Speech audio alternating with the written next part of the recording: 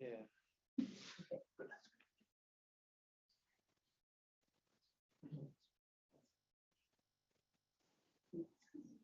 All right. Good afternoon. I'm Richard Parker. I, for 30 years, taught here at the Kennedy School and was senior fellow in the Shorenstein Center. And I'm delighted to be back here today with my Shorenstein colleagues, talking about a former Shorenstein fellow, Neil Gabler, to my left, who is just now publishing the second volume of a masterful and massive biography of the late Massachusetts Senator, Edward M. Kennedy. We're here at the John F. Kennedy School of Government, and it seems only appropriate to have Neil with us today to talk particularly, I think, about this second volume, which traces Kennedy's career from the mid-1970s up until his death during the very first year of the Obama administration.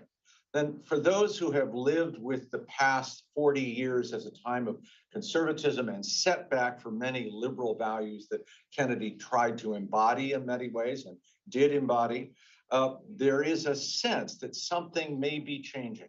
Something may be happening in the election that we've just held that augurs a new kind of era. And I want Neil to talk about not just why he chose to take on Ted Kennedy as a biographical subject, but what he thinks the relevance of Kennedy's career is today. Kennedy's been dead for 9 years. And what we need to ask 13. Oh, I'm sorry, 13. That's right, 2009.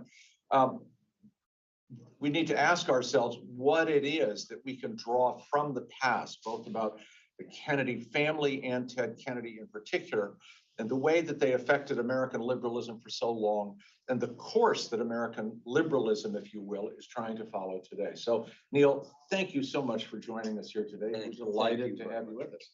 You know, let me begin by a conversation that we had in preparation for this, because I think it was interesting. You said that you cut your political teeth on John Kennedy's campaign. Yeah. And I countered that I cut my political teeth on Robert Kennedy's campaign. And in fact, as you and I discussed briefly, I was in the room when he was shot. Now, why is that interesting? Other than the two old fogies are talking about how the Kennedys many years ago affected us. It was because when we compared notes and we asked, why did they affect us? What did they have? What was it about the Kennedys? I mean, there was a consensus almost immediately that both John and Robert Kennedy, and we'll talk about, Edward today, created narratives. Now, when we talk about narratives in modern politics, the narratives are generally skimpy. They're like beach reads, really. I mean, the Trump narrative or even the Biden narrative. They're small narratives. Mm-hmm. When we're talking about the Kennedy narratives are large and they're sweeping. Because what John and Robert brought into American politics was a sense of larger purpose and destiny, and even a word that you're going to hear a lot this afternoon. I use it all the time. It's a word that's poison in the general press. I can tell you this parenthetically because I've tried to generate essays. Now, I've written hundreds of essays for the New York Times, the Los Angeles Times, Atlantic, you name it, I've written for all of them. I can never get this essay published. It's published about morality. No one will touch anything about morality. That's poison. The third rail of politics is Medicare. The third rail in journalism is morality. So this moral vision that John Kennedy generated, whether you regard him as moral or not, and that Robert Kennedy generated, and very purposefully, in part because of his brother's death, to save the moral soul of the nation. I mean, that's what Robert Kennedy said when he ran for the presidency. It echoes, or it is echoed by what Biden said when he ran because of Trump. So what did the Kennedys have? We think of them as having celebrity, and they have youth, and they have beauty, and they have all of these things. But the one thing we don't talk about with the kids is they had moral vision. They had moral vision. And I will make the case, and I can make the case in the 1,800 pages of this book and volume 1 taken together, that None of the Kennedys was more forcefully driven by or more forcefully embraced the notion of moral vision than the Kennedy who is largely regarded as the least moral of the family, Edward Kennedy. So, when we ask what do we learn from the Kennedys, what can we learn from Ted Kennedy, and I'm going to expand on this at some length, probably ad nauseum. And I'm a little, I'm a little disappointed that we don't have more young people here because this is so damn important to understand. And I'll tell you why it's important. We think we're in a political crisis. We hear it all the time. We're not in any damn political crisis. We're in a moral crisis in America. And the single most moral politician of, I would say, the last 70 years, a man who Richard Reeves, when he died, I love this, said, whatever you think of Edward Kennedy, he was the most politically moral. And that is, the basis of these books. And I will just say this, Richard, because you and I talked about this as well. I didn't write these books. I didn't take 12 years of my life because I was a Kennedy idolater or because I felt, boy, you know what this country really needs, this world really needs, is it needs a definitive biography of Ted Kennedy. No, it really doesn't need a definitive biography of Ted Kennedy. And some of you know there's another biographer out there hawking his book about Ted Kennedy at the very time I'm hawking.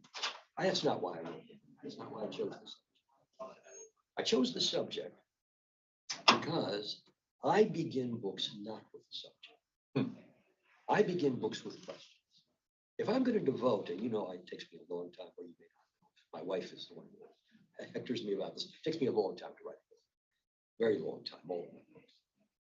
And if I'm going to do that, what I do is I begin with questions that I want answered for myself. If I had the answer, I wouldn't write the book. I was a film critic before I got into this racket. And one of my favorite stories is a critic asked Kurosawa, I forget the film now, but asked Kurosawa, what did you mean in this film? And Kurosawa said, if I could tell you, I wouldn't have made the movie. And I kind of feel that way, in terms of the exploration of the question. So let's jump into this. I mean, you're raising this issue of morality. One point you quote, and I forget who, the difference between the morality of politics and the politics of morality. And I think there's a nice juxtaposition there. Well, but let me, here's the question. Where does this come from in the Kennedy family? Why? Well, let me talk, before I finish that, Richard, I just want to complete this thought. Okay, so my question was, for this book, before I even thought of Edward Kennedy, my question was, what happened to liberalism? I'm a liberal. I say proudly, I know it's an epithet now. To be a liberal is awful, it's terrible.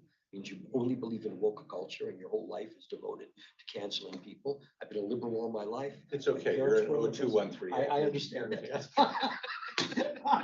You may not be liberal enough for 0213. I'm not liberal enough for our own children.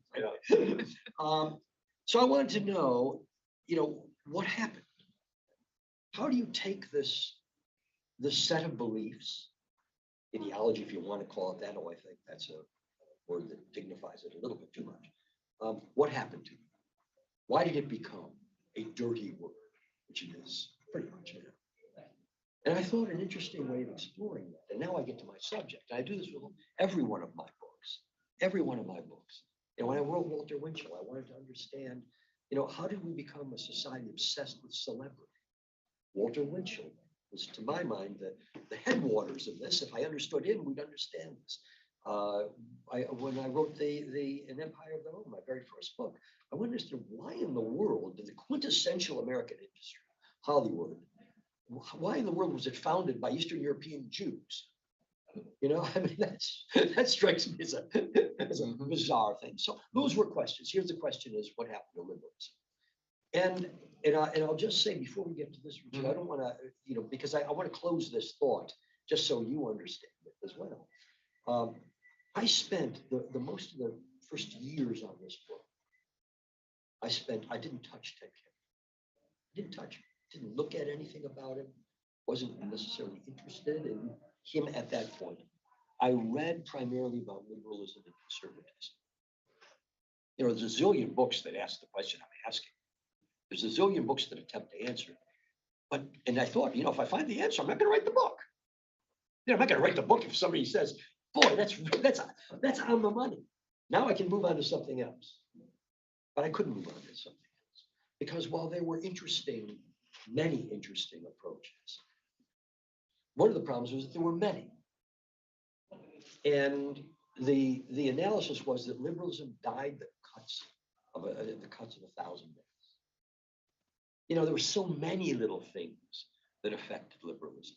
That's not untrue, but to be perfectly honest, when you're going to spend a huge chunk of your life exploring this question, I want the samurai sword version, not the death by a million cuts version. So I thought these million cuts may be subsumed by something better. And so I spent those years. I had a Shorenstein, for which I'm very thankful. And I got to meet Richard, which was a joy, and others here. And I also got a Woodrow Wilson, and which I had before the Shorenstein. And so when I was in Washington on the Woodrow Wilson, I said, I'm not going to touch Kennedy right now. And I just sat there and read all this stuff. That's all I did. I holed up there. My family never comes with me on these things, so all I'm doing is just sitting there 7 days a week, as I was here. And I came up with this idea. I'm asking the wrong question. We're all asking the wrong question.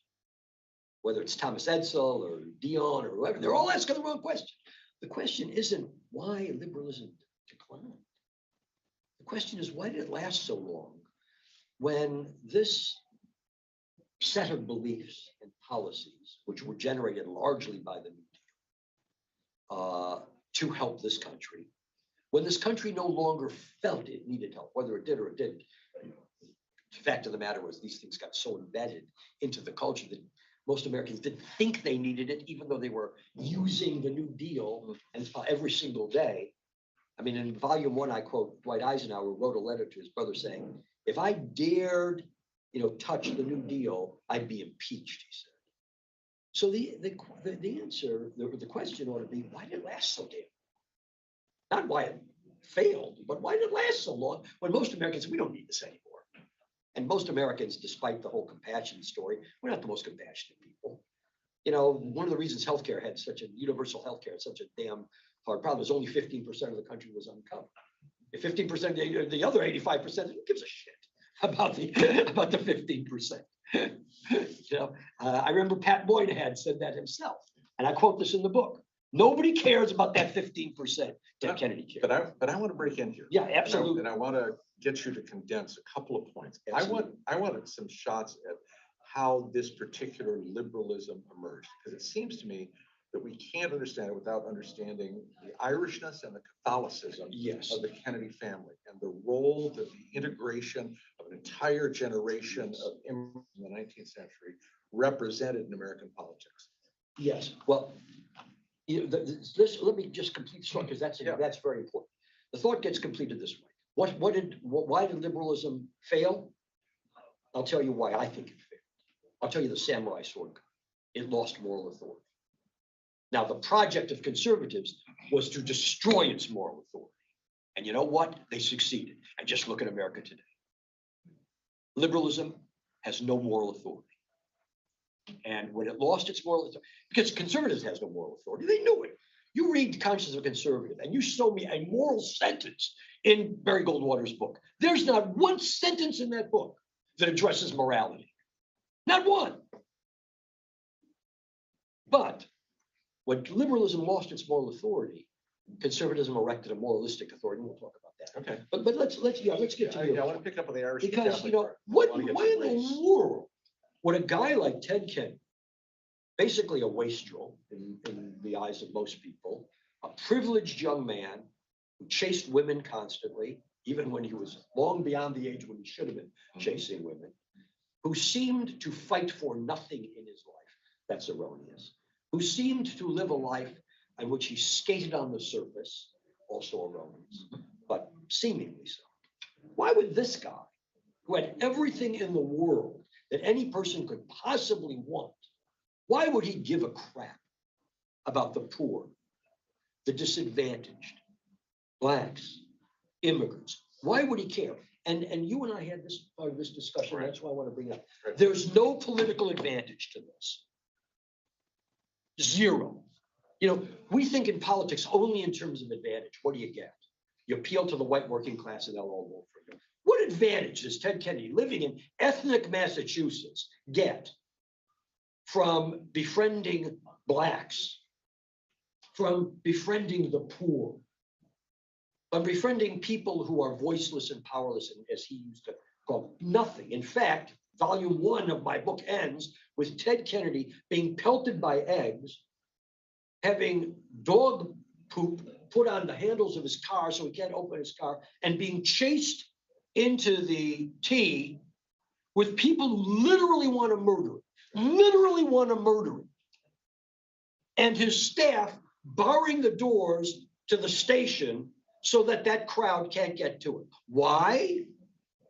Because that crowd didn't want their schools to be integrated, and they felt that Ted Kennedy was the voice of integration, which he was not, but they felt he was. So, guy who has nothing to gain, zero to gain, does this. Okay. And the answer is a complicated. There's a lot of things. One is the question you raised, or the answer you raised, which is, you don't understand the Kennedys without understanding Irish Catholicism. Right? I mean, you just don't get it. You don't get the Kennedys unless you understand an anecdote of Rose Kennedy, which I always love. That was one of the richest families in America. This is back in the 30s. They were still, because, Joseph Kennedy had the wisdom to pull all his money out of the stock market before it crashed. That's why he had all that money. He had an instinct that it was going to crash, and he pulled it all out, and he was one of the richest men in America.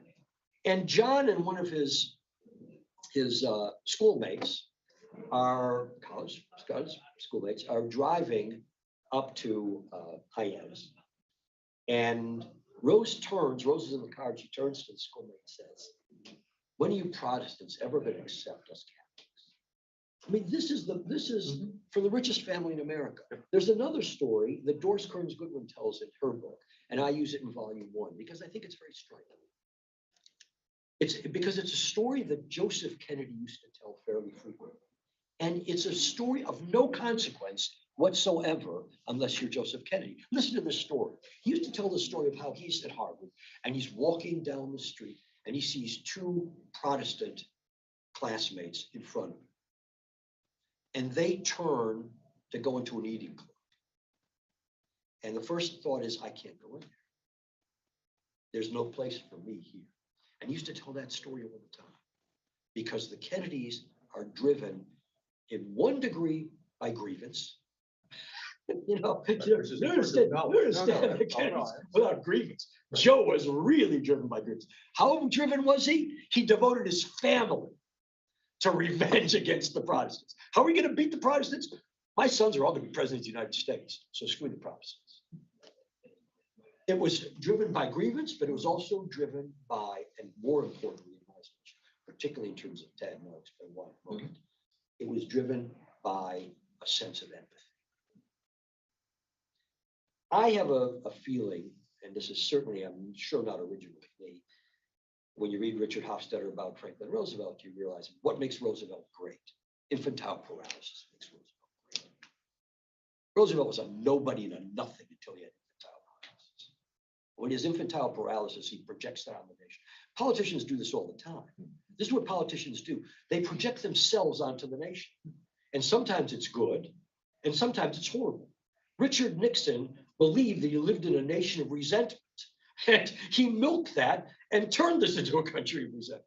You can only imagine how Donald Trump projects on the country. But in the case of Roosevelt, he projects on the country his own fallibility, and he understands the disability of Americans.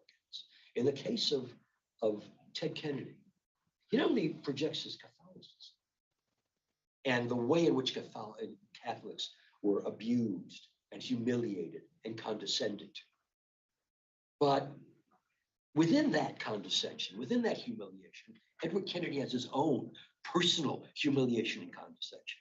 In volume 1 of the book, I have a chapter called The Least. He's the least of the Kennedys. The Kennedys consider him the least of the Kennedys. He's the afterthought. Rose didn't expect to have another child. As it turns out, she and Joe, who never made love, happened to make love once when he was on a trip, and boom, they have this kid who nobody really wants. And the family treats him that way. He's the comic relief in the Kennedy family from day one. Everybody in the Kennedy family is beautiful. He's fat. So let me tease out of this. Yes. One, the Irishness and the sense of being looked down upon is really important. Totally. It's not just a sense of personal grievance and revenge, although you mentioned it with the father. With Ted, it's transmuted in some sense by Catholicism and his relationship with his mother, is what I gather from the Not book only as his well. mother. Yeah, I mean, his Okay. mother is cold and unfeeling, but she was cold and unfeeling to everybody. Yeah. I mean, Rose is a real piece of work. But he takes out of Catholicism a sense of communal responsibility, Yes. right? And that is going to deeply inform his notion of welfare politics of the New Deal legacy that he'll be part That, of. and I'll tell you what, Richard, the other thing is his own fallibility. Okay, how so? It's the combination. He knows that he's the least. I mean, he even says in his own, in True Compass, there is the most revealing sentence in True Compass, in my estimation, is when he says, I know I'll never be as good as my brothers. What a thing to say. When you are arguably the most consequential politician, if by It's a political consequential, legacy, yeah. you know, Legislative legacy. who's Yeah. affected more lives than anybody in the American political life, you know, in the last 50 years. He said, no, I'll never be their equal. He doesn't believe he's the equal of anybody, to be honest. It's his own fallibility combined with this Catholicism and the fallibility of Catholicism that creates empathy. What I was going to say is, you know what makes great leaders? Fallibility makes great leaders, because they're the only ones who get it. They're the only ones who understand what it's like to be poor, what it's like to be condescended to, what it's like to be humiliated, what it's like to be marginalized. He got it. Man, did he get it. He knew exactly what it was like. He was the Kennedy that no one respected. You don't think he knew that? Man, he goes into the Senate and everybody says, here's this jerk. Here's this imbecile. All of his life, to the very end, he was always considered the moron. You know, Jack and Bobby, they were really smart, but Ted's a moron. I think you can make the argument that Ted was a really smart one. But I want to pull out some threads here because I'm afraid that my audience is going to get lost in the elements that are autobiographical and psychological, and that are structural and political, and that are structural and cultural ethnic. yes. And you talk about a series of failures or a series of collisions in his life that limit and reshape him. And for a period that seems to run from Carter through Clinton, really hobbles him in a In a profound political way. sense, yes. And yet he was doing important legislative work in that period, even when he was hobbled. Sketch out what a couple of examples of those setbacks were. I mean, the obvious one is Chappaquiddick in a personal sense, but Yes, well, in personal sense, there's a whole series of them. Yeah. I mean, there's, you know, Chappaquiddick is self-inflicted, and he loses his moral authority. mhm, You know, you know, Chappaquiddick is a very significant event in American politics. yeah. And far more significant than what it did to Ted Kennedy. I mean, you know, you don't say, well, Ted Kennedy lost the presidency. You know, who knows whether you've ever been elected president? Nobody can guess that. But it's significant because Nixon, in volume one, Nixon and Kissinger and all of his cohort are sitting around, and what are they doing? They're talking about Ted Kennedy. You have the tapes. Oh man, this guy, what's wrong with this guy? Oh, now we got this guy. And you know that they sent private detectives down there, you know, to find out what more they could. He took a Hawaiian vacation. They sent a detective to Hawaii, and all his job was, this is the president of the United States, is just to follow him and see who he's with. But he's not with anybody. He's not doing anything. No, keep after him. You're going to find something. So the whole idea of Chappaquiddick was that you destroy your political morality by destroying your personal morality. If we can destroy Ted Kennedy's personal morality, we can conflate that with his political morality and destroy. Well, and so then it comes in chronological terms at roughly the same time that a couple of years later, the McGovern defeat is so stunning. I mean, only Massachusetts was carried by George McGovern in 1972 and the district, but the only state in the Union. And the sense then of not just the personal moral failures associated with Chappaquiddick, but suddenly a sense that liberalism has collapsed. Vietnam Right. Yeah. is, Vietnam and race. Mhm. I mean, if you want to look at two things that rob liberalism of its moral authority, Vietnam certainly does. And it's the irony of Vietnam. We're there to save democracy. And it turns out that we wind up destroying our own democracy, in a sense, and race. Because while in 64 and 65, with the Civil Rights Act and the Voting Rights Act, Americans, I call this the moral crease of American life. America has this moral crease. We don't have many moral creases in this country. We might have one on Tuesday. I don't know. We'll find out. But there aren't very many moral crease. Why do I call it moral crease? Because there's this little crease in America where Americans are really good for a while. And they were really good. I mean, Americans wanted the Civil Rights Act of 64. You look at the polling data. Yeah. They wanted the Voting Rights Act. After the early civil rights collision. That's right, George exactly. Wallace and Little Rock. Yeah, I mean, Really changed the country. it's remarkable. Now, I think I make the argument, and I would make it today, that I think a lot of that has to do with the death of John Kennedy and the shock of that death and how Americans feel they have to redeem themselves.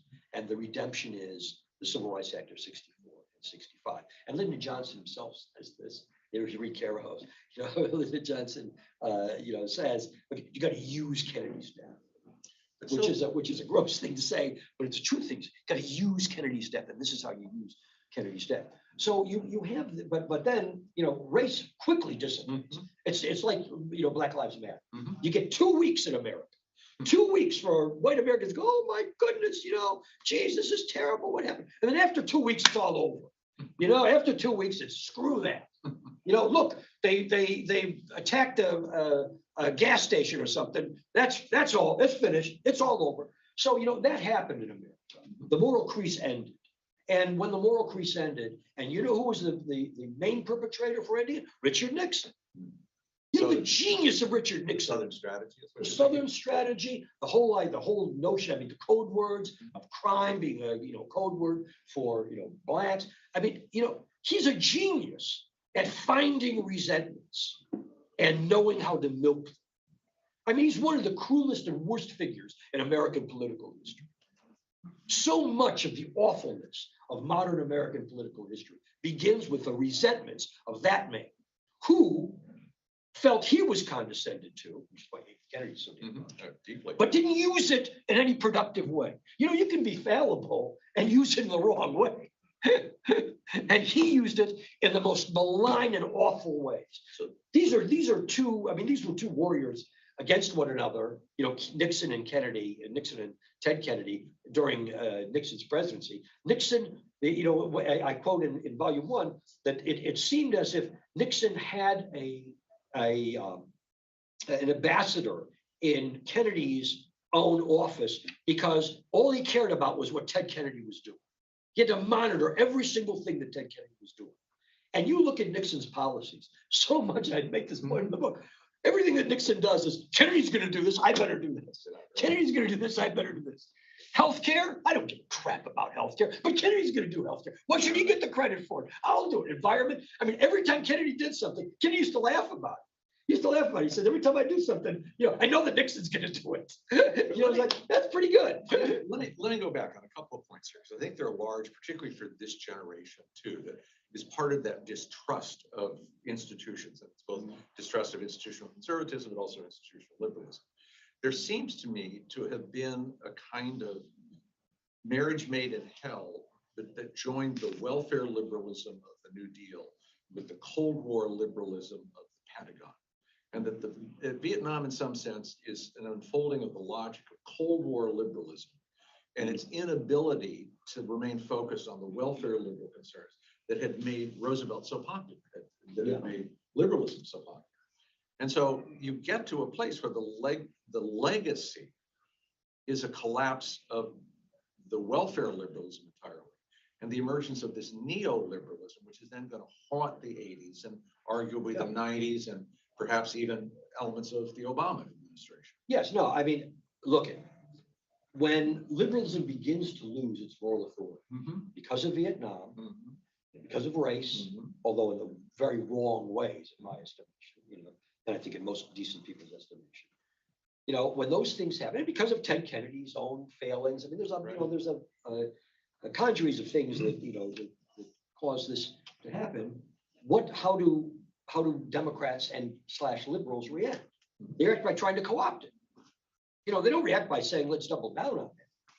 You get Jimmy Carter's presidency.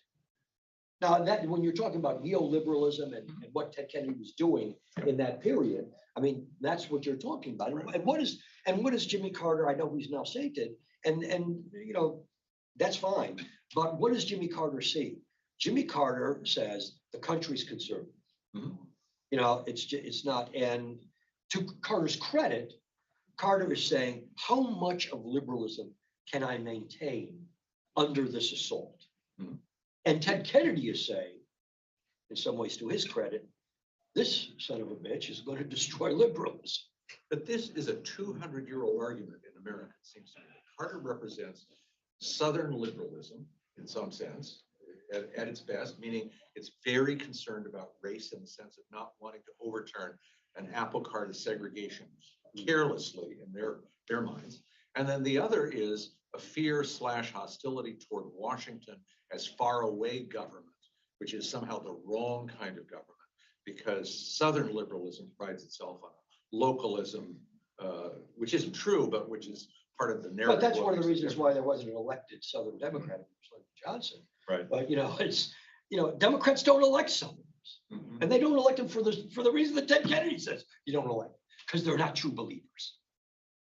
See, Ted Kennedy's a true believer, and the very things you're saying cuts against everything that the modern Democratic Party, the Roosevelt and post-Roosevelt Democratic Party believes in. I mean, Kennedy said, "You're not sufficiently liberal. You don't care sufficiently about the things about which I care." But it's not me personally, right? It's the things about, if the Democratic Party as an institution doesn't function, then basically forget liberalism for a moment. Compassion doesn't function. One of my favorite lines in American politics is Mario Cuomo's line about Ronald Reagan. He made the denial of compassion respectable. Think about that, because that's the signal and single achievement of Ronald Reagan. He made the denial of compassion respectable. Well, this is what Ted Kennedy is afraid of. This is what Ted Kennedy is afraid with Jimmy Carter. This is what Ted Kennedy is afraid of with Bill Clinton. I mean, with Bill Clinton, all he thinks is Bill Clinton is self-serving. Bill Clinton has no political ideology. I mean, this is what Kennedy believes. You may believe differently. I'm just saying what Kennedy says. Who's ever the last person in the room with Bill Clinton is the guy who gets his vote. He thinks of Stephen Breyer and Ruth Bader Ginsburg. He says, I wasn't the last person in the room with Breyer. Somebody came in after me. He goes in and makes this case for Breyer. And then somebody comes in after and says, no, you got to give Ruth Bader Ginsburg. So what does Kennedy do on the next Supreme Court? The next round, he makes sure he goes there that day. He stands there next to him. He says, now I got to talk to you about Stephen Breyer. He's the last person who gets, but he doesn't trust, he doesn't trust Clinton. He doesn't trust that Clinton believes. So again, I want to thread this into a longer history that speaks to the structure of America. And then I want to take it to a question of what is it about the way in which we cumulatively look at Kennedy's career that has relevance going forward to this generation for all of the young men and women that you and I have taught. And I think that's really, particularly with this pivotal election that we've just had, something seems to be shifting. So let's do this in order. So we're now in a place where we're in the middle of an enormous new wave of migration, at least as important as the 19th century immigration that brought the Jews, the Irish, the Italians, et cetera, to the United States. Have we discovered a language that fully bonds them to the Democratic Party in the way that those 19th century immigrants were by and large bonded to the Democratic Party? Or are we missing something that Kennedy could teach us here? Well, I mean, what Kennedy can teach us is this, and it's been the theme of everything we're saying. What Kennedy can teach us is that politics, in order to be successful, in his estimation, and he was a pragmatist. I mean, Kennedy was Kennedy was no hard and fast idiot. You and I have had the discussion of how, I mean, he was sniffing the wind sometimes to say, you know what? I mean, he's not going to do a full Carter, but he embraced deregulation with the airlines and later with the trucking industry and got an airlines deregulation bill. He helped reform the federal. For all of you who are flying today, blame Stephen Breyer and Ted Kennedy for the lousy meal service at the seating. It's true. It's true. Right. I mean, he was a pragmatist in that sense, and something of a realist. And he was never an ideologue, and he would never call himself an ideologue. His liberalism came, as I said, from his feeling, from his compassion, from his fallibility, and his identification with those who he also felt were fallible. But the thing about his politics, and when you read this book, you're not going to read the book because it's too long. But if you were to read this, great read, I recommend it. But if you were to read this book, you'd see time and time and time again, he talks about a morally driven politics. He's always talking about, the fundamentals of politics. We saw this on Tuesday. I remember Michael Moore, who was the one individual who kept on saying for the last 2 months, the Democrats are going to have a great night on November 8th. Don't believe any of the crap that you hear. And one of the things he finally said when he was gloating, as he had every right to gloat, was the American people, and this gets to Ted Kennedy's world, the American people aren't going to trade their democracy for 10 cents cheaper on a gallon of gas. Now, I felt they would, to be perfectly honest, but Ted Kennedy felt they would too. Ted Kennedy felt that there is a basic decency. And if you reach that decency, if you reach that compassion, then the American people will follow. They will follow. And if you let the opposition play on the resentments and the hate, which is exactly what they do. I mean, let's be honest about this. You don't want to hear this. Nobody wants to hear this, but are liberals more moral than conservatives? Yes. Yes, they are. How would you not be more moral when you deal with compassion and decency and helping the poor and helping the, how would you not, I mean, look at Ted Kennedy's roster of things.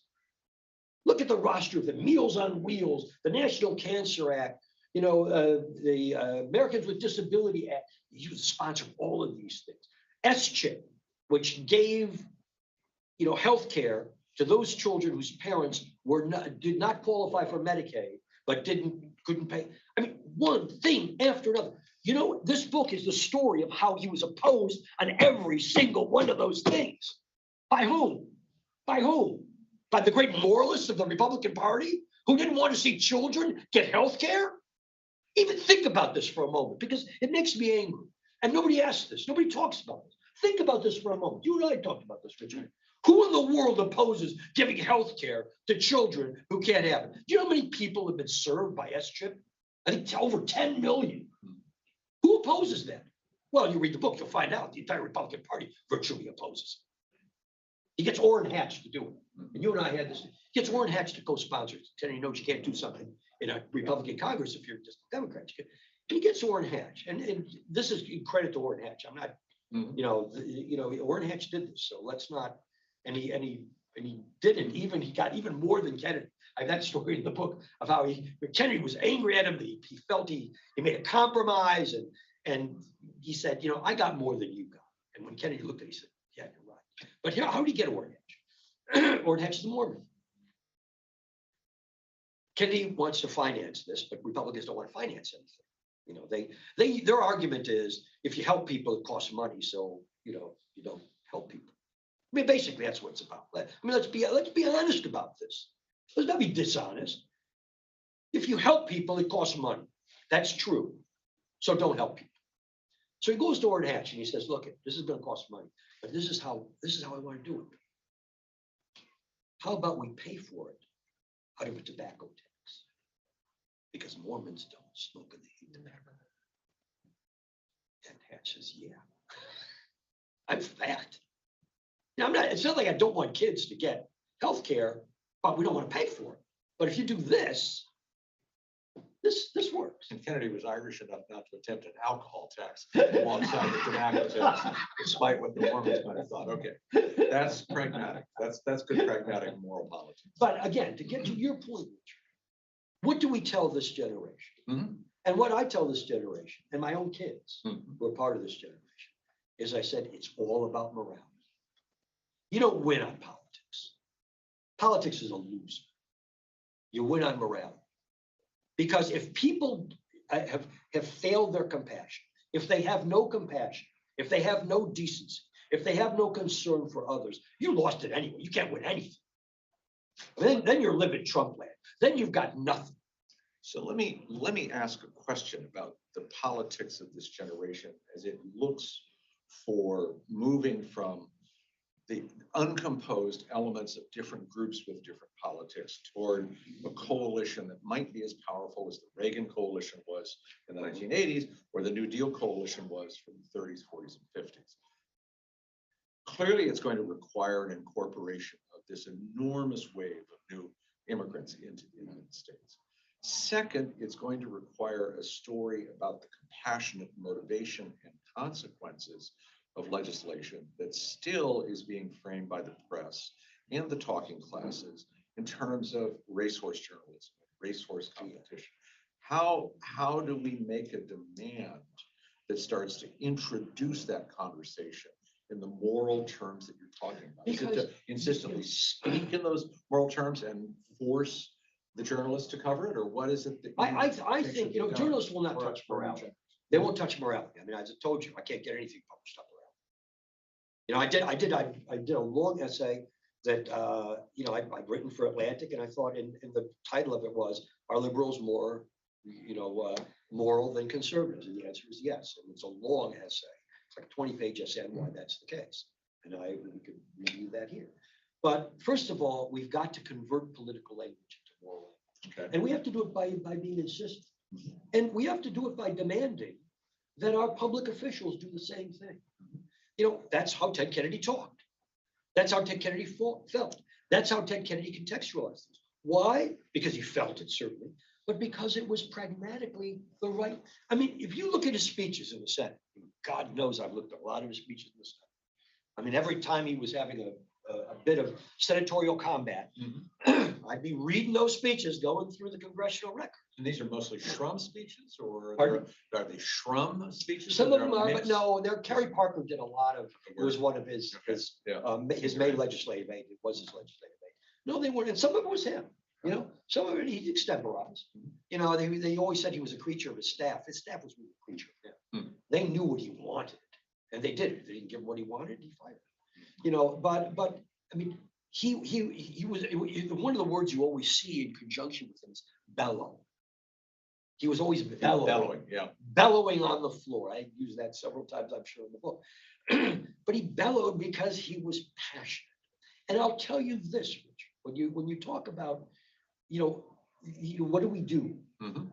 Well, Ted Kennedy was successful for many, many reasons. He's the greatest legislator of all time. Introduced over 2,000 pieces of legislation, passed over 700, and major pieces of legislation. Most politicians crow about one thing that they do in 30 years. I mean, I love Max Baucus. You remember Max Baucus. Max Baucus was the head of the Senate Finance Committee, and Obama's in power, and they want to pass Obamacare, and Max Baucus decides that he is going to be the main engine because Kennedy's disabled. He's had his brain tumor. And in Obama's book, Obama says, Max Baucus never did. He's been in the Senate for like 30 years. He's never done anything in 30 years. I mean, he says it. He writes that in the book. You can look at Promised Land, because that's true of most people. Ted Kennedy passes 700 pieces of legislation. Why? Why does he? Part of it is his understanding the mechanics of the Senate. A good deal of it is his understanding people. I mean, I have a chapter called The Chemistry of the Senate. Chemistry of the Senate is how you work people, how you understand it. Not like Lyndon Johnson. Not like Lyndon Johnson. You work people like twisting their arms, threatening them, making them feel like if they don't do this, their political career is over. That's not Ted Kennedy. Ted Kennedy is the anti-Lyndon Johnson. He's the guy who goes to your office when he's Ted Kennedy.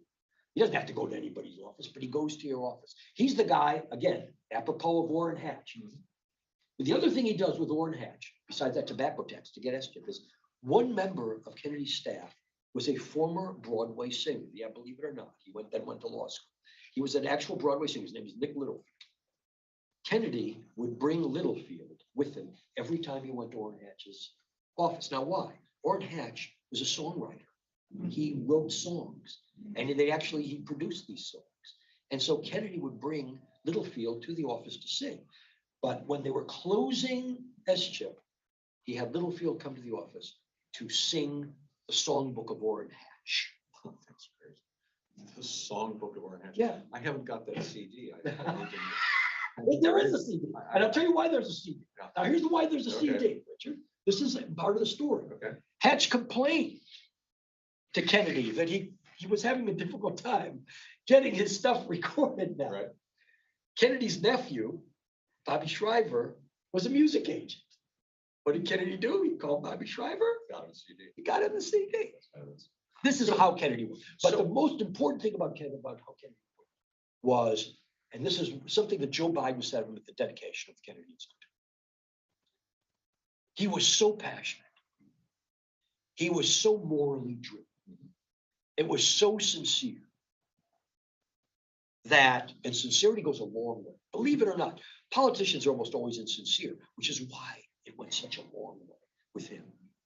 But Joe Biden said at the dedication of the Kennedy Institute, I've always loved this line. He says, people didn't want to feel small in front of him, even when they were small. And I will tell you that when you read people talking about Ted Kennedy, the truth of that is stunning. People didn't want to feel small in front of a man of this moral stature. They didn't want to do that because they knew he was morally sincere. It wasn't, he didn't have to do politics. He didn't need it. Aside from 1994, when he ran against Romney, he was going to win every fucking election. So that wasn't something that he needed to concern himself. So let's think about this. The Kennedys, I think it was Dominic Dunn said, was the greatest political theatrical family of the 20th century. And I think it's not a derisive remark. No. I think that's a high compliment. But it also seems that this is a dynasty. Show business for ugly people. That's what Jay Leno called politics. So, but this dynasty seems now to have come to an end. Yeah, absolutely. Do you see members of the Kennedy family emerging to serve even as shadows of these In three different ways. remarkable brothers? In different ways. I mean, I Okay. see Patrick Kennedy, he's very, very interested in mental health. Yep. And in his own way, and he left But Congress. not at the scale, no. No, Okay. I don't know. I mean, it will take another political figure. And the Kennedys saw Obama this way. I was going You to and I- say, you and I had this- talk a little bit about how Yeah. Kennedy made a very important political choice to endorse Absolutely Obama did. instead of Clinton. I'm sure that Hillary to this day has not forgiven Ted I'm Kennedy sure for she this. has. There was a joke of what was somebody saying, what was going on in Kennedy's mind when he chose? what went on in Kennedy's this mind young, was, brand I mean, new Carolyn was the one who drove it. Okay. Because Carolyn went to him and said, about her children. So this is like 3 generations now. She said, my children love this guy. And they've seen him speak. Mhm. And there's just something about him. Mhm. And I feel the same way. She wrote the famous editorial in the New York Times, the ways in which Obama reminded her of her father. Kennedy came to believe the same thing. And Kennedy came to believe that how we began this discussion. Yeah. We began this discussion about the larger narrative. And politicians don't have larger narratives, as I said earlier. But Kennedy came to believe that Obama had a larger, that he meant something real to this nation. And that Ted had to pick up, in his famous speech after Bobby was shot, he said, I pick up my brother's fallen standards. People call it the fallen standards speech. Mhm. I think Ted felt that Obama was going to pick up that fallen standard. He was the only politician who could. He probably turned out to be right, in my estimation. And so, yes. And Obama said himself, I love this. He said, when I was sitting there watching the Kennedys sort of passing me the torch, I realized, my God, look at this responsibility. I've got this responsibility now, which he did, which he did. So it seems to me that if there's a lesson here for a new generation, it is to look at the qualified triumphs of Ted Kennedy's career. There were no unqualified triumphs that stand out as. There's no unqualified triumphs in anyone's career. Well, I was just going to add it, and yet we need to respect him given the volume of legislation that he created. And the kind of legislation. And kind of legislation. And ultimately tacking back to a kind of liberalism that was most essential to that Irish Catholic upbringing of his, but trying to adapt it for a new generation. I think it's a bogus question for me to ask you, well, who's the new Ted Kennedy? I think that's the wrong way to think about it. And that's not what you were saying. How do you see this morality being reconnected to the Democratic Party and reconnected to the American people? Well, there's several ways. Okay. One thing, you and I talked about this accountability. Yeah. And this accountability doesn't start with the Democratic Party. Mm-hmm. It starts with us. I said the one thing that the media will not touch is morality. Can't write about that. I'll tell you the other thing you can't. You can't write about the American people in any negative way. I don't care if it's the New York Times or whoever, Washington Post or whoever it is. You can write unfavorably about Donald Trump and call him, the worst human being since Adolf Hitler. You can write unfavorably about the Republican Party and all those Republican apparatchiks. You can write, but you cannot write unfavorably about the American people. Now, Donald Trump did not arise full sprung out of Richard Nixon's head. So, what you've got to understand is he was facilitated, you don't understand this, you know it, by the American people, by the Republican Party. And anyone who votes Republican, knowing what they know about Republican morality, anyone who votes Republican is accountable. Forget Donald Trump. If you vote Republican, you're accountable. And I'm going to switch that around. Because we saw this on Tuesday. One of the reasons that Democrats did so well is young people came out and voted. You saw that probably. It's a very big reason. So young people came out. If there's any young people watching us, they haven't gone to sleep by now. You are also accountable. You're accountable for the positivity of your vote. You're accountable for doing good things. You're accountable for bringing morality back into politics. I mean, maybe someday, some knight on a steed will come to us the way that the Kennedys seem to do, but I doubt that. I mean, there might be another figure like Obama, but usually what happens is we make them. They don't make us. We made Roosevelt. Roosevelt didn't make us. We made Kennedy. And we'll make somebody else, but we can only make somebody else if we are morally driven. And if young people are not morally driven, who will? I look at my own children. And I have one daughter who's a social worker and another daughter who's a pediatrician. And they've said to me both the same sorts of things when I talk politics with them. They say, Dad, we live our politics. Mm-hmm. They are both my social worker daughter deals with at-risk children. My pediatrician daughter obviously she's an emergency pediatrician at Boston Children's Hospital. She deals with at-risk children. They live their politics. This generation can save us. And if they don't, we're lost. Democracy is not won because Democrats did well on Tuesday. Democracy hangs by a thread. We've got an entire political party that's dedicated to destroying it. And the figure who leads that party is dedicated to destroying it. And so, take a page from Ted Kennedy's book. Be morally driven. Don't think politically. Think morally first. What's the right thing to do? How do you help people? What do you do for people? How can the political system help people? Those are the questions. Be accountable. Be accountable for your vote. Be accountable for your life. Make sure your life matters. Make sure your life matters. I tried to inculcate that in my children all the time. Make your life matter. And then you'll save this damn country, if it can be saved. Neil, I want to thank you very much. We have been talking with Neil Gabler, the author of Against the Wind. And this is the second of 2 volumes, biography of Edward M. Kennedy.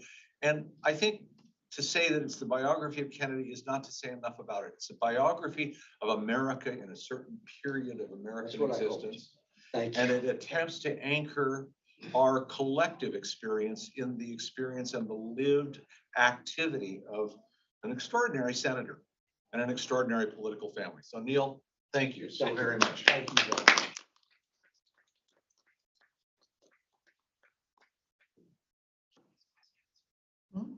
Any questions for those? Yes, I have one here and I have one here.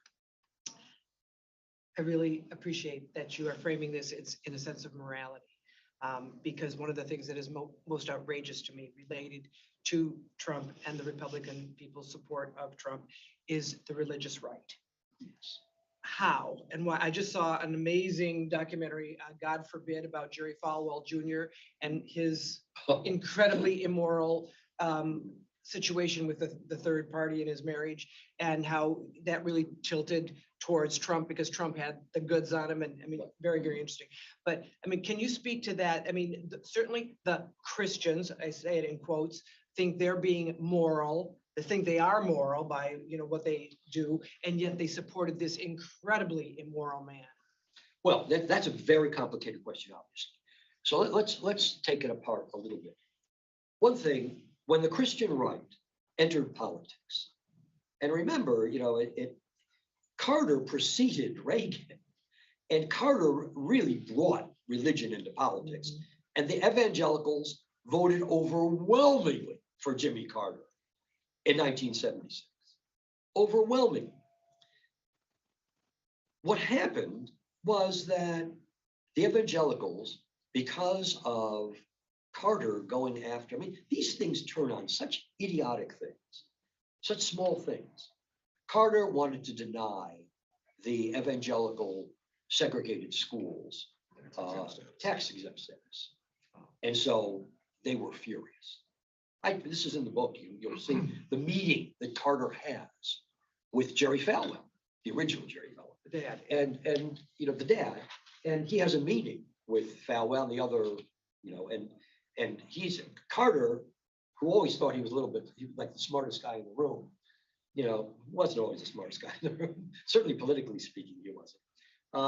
You know, thought that, you know, these guys were going to come around to him because he was one of them or whatever. And they were saying, no, we're basically not coming around to you, because they were furious about this tax exempt status. Remember, the whole idea of this isn't in the book, but you probably know this. I mean, the whole idea of the rise of the political evangelicals was Brown versus the Board of Education. Them starting segregated schools so they wouldn't have to have their children educated with blacks. That was, now what happens, I mean, that's sort of dormant. They get their wish, they're in the South after. But what happens is they find an ally who is using them to build a coalition. And this is why, you know, they don't even pretend to, I mean, they have a slight pretense of being moral. They call themselves the moral majority, but we know what their morality is. The idea is that Falwell and his cohort realized that they can use Reagan, who has no interest in religion whatsoever. I mean, one of the lines I quote in the book is Colson asking him whether he was born again. And Reagan, he says, Reagan looked at me as if I was from Mars. He said, what did that even mean, basically? I don't know. Reagan has no interest in religion, zero interest in religion. And Nancy's was in astrology. It was, yes. So, but Reagan realizes that, you know, this coalition can be built. The evangelicals are ready, willing, and able to support it. They need an agent, a political agent. And Reagan is their political agent. This is completely politically based. There's no, you know, even abortion. It's a very interesting thing about abortion. Abortion doesn't enter American politics until very late. I understand somebody criticized the first volume of my book because I didn't talk about abortion. Well, the person didn't, I mean, I don't read reviews, but the person doesn't know what he's talking about. Because abortion really doesn't enter American politics until this volume. And even I have a footnote that I just read this morning about what role did abortion play in the 1980 election? And when you do the math on it, it plays a very small role. Abortion becomes a tool by the right. You know, the right is always looking for this stuff that they can use. And abortion becomes a way, a tool to pry Catholics away from the Democratic Party. But it's not like the country. Abortion isn't an issue. People don't care about abortion until relatively late. Now, you know, abortion is gigantic, but this is relatively new in American politics. It wasn't like everybody's going around screaming about abortion back in 1980 when Reagan was elected. It wasn't. It wasn't. So my point again is that the evangelicals are never religious. Evangelicals were political. They're a political movement interested in political power. When they're more candid, they say so. Because, you know, what's the morality? Where's the morality in hurting people? I don't know. I mean, let's be basic about it. I know I sometimes I just want to cut to the chase. The cut to the chase is, where is the morality in hurting people? In hurting people who can't defend themselves. I don't understand it. I don't understand it. Let me take one more question over here. You have a question? Well, my question is, if you haven't read either book, as I have not, do you start at the first or start with the second one? I would You've start written with them the both. I would start with, I mean, I wrote them through as a single book. I mean, I just wrote them, you know, I didn't take a pause and, you know, I just wrote them. And then I didn't look at how long they were. I didn't care. I don't write that way. I'm not, you know, to be honest, you know, I write the books for myself, you know, because if you write for other people, you find yourself doing things you don't want to do and whatever. So I just write, I always, and I tell my students this, write a book you buy. You know, this book costs, I think, 45 bucks or something. It's a lot of money. So write a book you buy. If you're not writing a book you buy, then you're writing the wrong book. But I think to get the full contour, Richard is absolutely right. And, you know, I don't want to be, it may sound self-aggrandizing, and if it is, believe me, I have every reason to be humble, and I am. But these books I intended to be a story of American politics for the last, you know, well, the last 50 years of Ted Kennedy's life. That's what they're intended. And they're It's not approaches to the next 50 years. That's Exactly. what they exactly. arrive at a moment where American politics is turning once again. So the timing of their appearance is really quite important. So Yeah, so I didn't intend it to be 2 volumes. I didn't intend it to be just a book about Ted Kennedy, obviously. I mean, you'll get a ton about Reagan, a ton about Lyndon Johnson, a ton about Richard Nixon. They're all in here. It's a cast of, you know, it's a big book for a reason, I think. You know, I mean, it's big because the subject is very, very big. And Ted Kennedy lived through it. And he's the spine through it. I am going to wrap this up. We're running just a couple minutes late. Neil, again, I want to thank you. Thank you, for Richard, so much. terrific And thank conversation. you. I'm especially heartened to see these young